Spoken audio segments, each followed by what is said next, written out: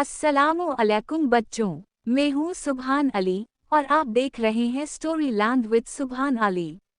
यहाँ आपको मिलेंगी मज़ेदार कहानियाँ, जादू, सबक, हंसी और दोस्ती से भरपूर।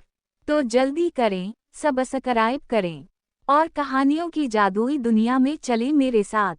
आफाक एक आम सा नौजवान, लेकिन इसके अंदर कुछ गैरमामूली था।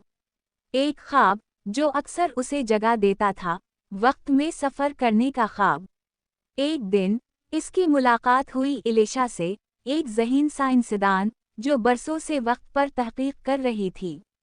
इलेशा बोली, ये मशीन सिर्फ लोहे और कॉर्डस का खेल नहीं आफाक, ये वक्त को चैरती है। इसकी कीमत सिर्फ सफ़र नहीं, कुछ खोना भी है। नोमान, आफाक का बचपन का दोस्त, उसे खबरदार करता रहा। नोमान ने कहा, आफाक, वक्त से मत खेल, जो चीज़ कुदरत ने पर्दे में रखी है वो वैसे ही बेहतर है। सूफिया, एक गुमसम लड़की जो पुरानी किताबों की सच्ची आशिक थी। वक्त, तकदीर, किस्मत, वो उन सब को लफ्ज़ों में ढाल चुकी थी। सूफिया ने कहा, हर वक्त का एक बोझ होता है आफाक, कभी जो चीज़ हम आज में बदलते हैं वो कल में जख्म बन जाती है। और फिर वो दिन आया जब आफाक ने इलेशा की मदद से पहला वक्त का सफ़र किया। आफाक बोला, अगर वक्त को बदलना मुमकिन है तो मैं वो सब देखना चाहता हूँ जो कभी मुमकिन ना था। आफाक एक ऐसी दुनिया में पहुँचा जहाँ हर शय मशीन से जुड़ी थी। इंसानी जज्बात कम, रफ्तार ज़्यादा। नरीटर जारी रखता है, वो हैरान था, लेकिन कुछ खो गया था। इसके वालिदैन की आवाज़ें, इसके दोस्तों की हंसी, सब खामोश। जब आफाक वापस आया तो वक्त बदल चुका था। नोमान अब उसे पहचानता तक नहीं था। नोमान ने कहा, कौन हो तुम? और मेरे पास तुम्हारी कोई याद नहीं। इलेशा ने इस तब्दीली को समझा और उसे खबरदार किया। इलेशा बोली, ये वक्त का दायरा नहीं, ये भूल भुलैया है। एक कदम और तुम खुद को भी भूल जाओगे आफाक। सूफिया ने उसे अपनी एक पुरानी किताब दिखाई, जिसमें वक्त के मुसाफिर का जिक्र था, जो सब कुछ जानकर तन्हा रह गया।